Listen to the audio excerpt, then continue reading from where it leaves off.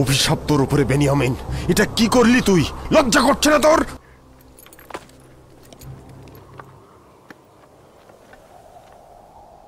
Benjamin, সত্যি করে বল তুই এই কাজ করেছিস? এই ছিল আজিজে মিশরের মেহমানদারির পুরস্কার। তিনি কি আমাদের কম মহব্বত করেছেন? কেন কেন তুই এই কাজ করলি বেনিয়ামিন? তোর কারণে মিশরের মানুষের কাছে মাথা নত করলাম, অপমানিত হলাম।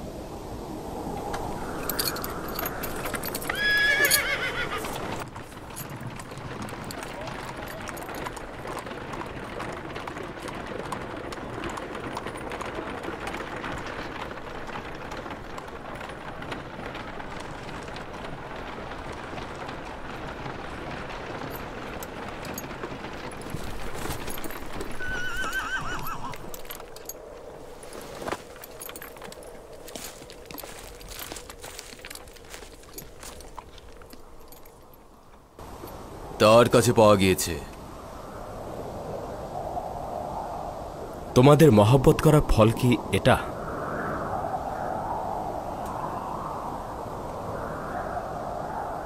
আমরা আজিজে মিশরের কাছে ক্ষমা ভিক্ষা চাইছি। বেনিয়ামিন যে চুরি করেছে এতে অবাক হওয়ার কিচ্ছু নেই। ওর বড় ভাইও চোর ছিল। আমাদের দাদাজান ইসাক নবীর কোমর বন্ধটি সে ফুপুর কাছ থেকে চুরি করেছিল।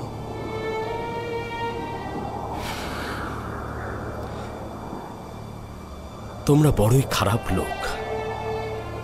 এটা তো শুধু খোদা তালাই জানে, কিন্তু ভাইয়ের বিপদে তোমরা তার সাথে কি ব্যবহার করছো?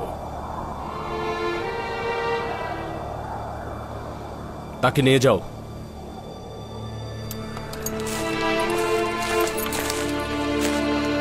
নিয়ে যাও তাকে।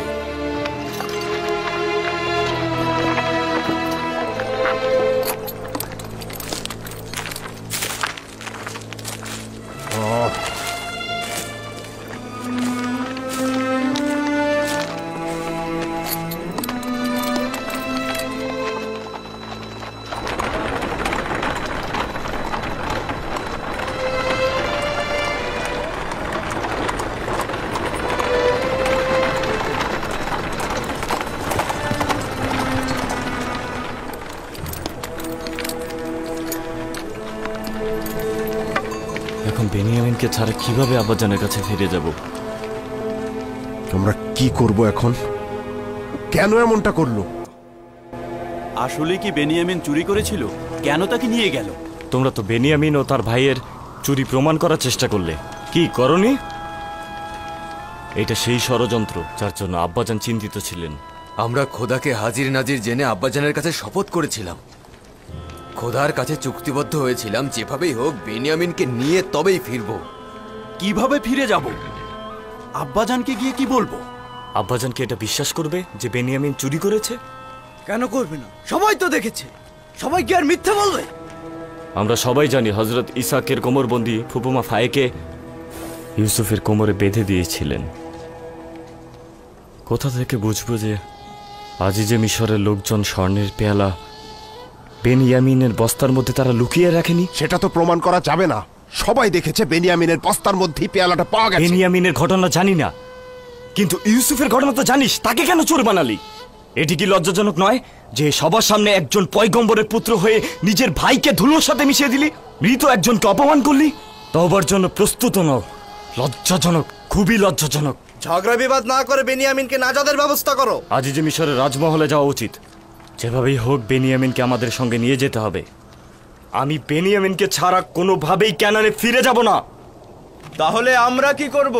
আমরা কি থাকবো না চলে যাব? একটু সবুর করো, সম্ভবত আমরা বেনিয়ামিনকে ফিরিয়ে আনতে পারবো। ইসরায়েলের পুত্রদের জন্য দেখি আজব ঝামেলায় পড়লাম। জোহর পর্যন্ত সবুর করো, যদি না আসে আমরা ফিরে যাব।